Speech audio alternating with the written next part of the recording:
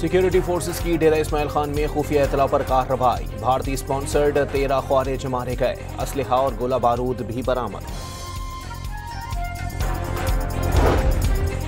इक्तिसादी राब्ता कमेटी ने 5 साल पुरानी गाड़ियां दरामद करने की इजाजत दे दी। 5 साल से कम पुरानी गाड़ियों पर 40% रेगुलेटरी ड्यूटी देना होगी। Pakistan virtual assets regulatory authority के लिए 80 करोड़ रुपए की मंजूरी।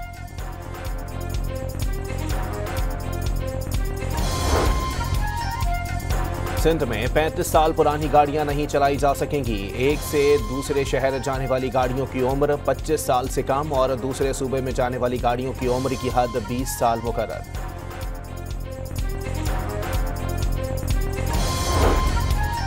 कराची के इलाके शाह फैसल कॉलोनी में मुल्जिमान की क्लिनिक पर लूटमार। खवातीन से रकम और मोबाइल फोन्स छीन लिए।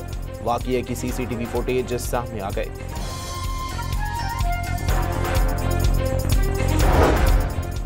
और एशिया कप सुपर 4 मरहले में भारत की बांग्लादेश के खिलाफ बैटिंग जारी।